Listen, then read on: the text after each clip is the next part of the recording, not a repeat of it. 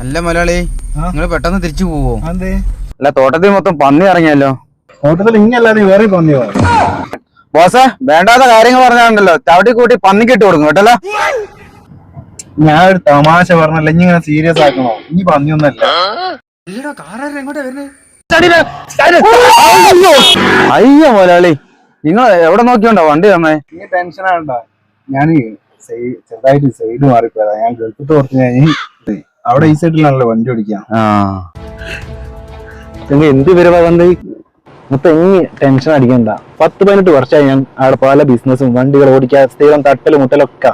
ആടെ പറഞ്ഞ വണ്ടി തട്ടി എന്താ ചെയ്യാറിയോ? നമ്മ അവിടെ ഇറങ്ങി ചെല്ലുന്നു, സലാം പറയുന്നു, കെട്ടിപ്പിടിക്കുന്നു, ഒരു മുത്തം കൊടുക്കുന്നു.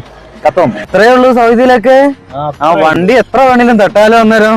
ഇപ്പൊ ശരിയാക്കി തരാം. അതൊക്കെ സൗദിയില് ഇപ്പൊ കിട്ടും. അസ്സലാമു അലൈക്കും ഹബീബി, കൈഫ ഹലക്? ഫൈസീൻ തയ്യിബീൻ? അയ്യോ, ആ കള്ള പന്നിക്ക്. അയ്യോ മുതലാളി, ഓ ഒരു തല്ലും വെച്ച് ഒരു പോയോ? ഇത്രയല്ലേ? ഇവിടെ ആദ്യം തല്ല, ഇങ്ങോട്ട് ആ കാര്യം പറയാം. ആണോ?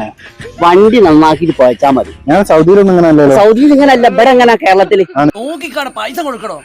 അത് അവിടെ പൈസ അങ്ങോട്ട് കൊടുക്കണ്ട. വേറല്ലേ നന്നാക്കിട്ട് ബാക്കി എന്താ ഉണ്ടെങ്കിൽ എനിക്ക് എന്നെ വിളിച്ച് തരുന്നുണ്ട്. ഓണം ഉണ്ടാ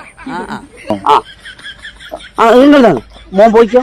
ഓട് പോയി മാറ്റം കൊടുക്കണം. മാറ്റം കേട്ടിക്കോട്ടെ. സൈമ നോക്കണ്ടേ? പോയിക്കോ കേട്ടോ. കാര്യം കയ്യിന്റെ മുട്ടല്ല വേദന ഉണ്ട്.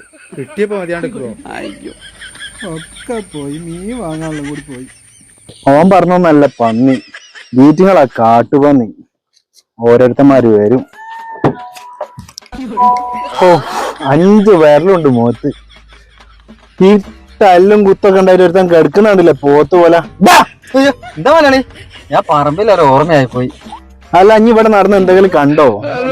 ഞാൻ നാളിനട് കൊടുക്കേണ്ടിന്ന്. പിന്നെ പൈസയും വാങ്ങിട്ടാ വരുന്നത്. പോവാളി, എന്നാ നമുക്ക് ഫുഡ് കഴിക്കാൻ പോയാലോ? പോവാളി.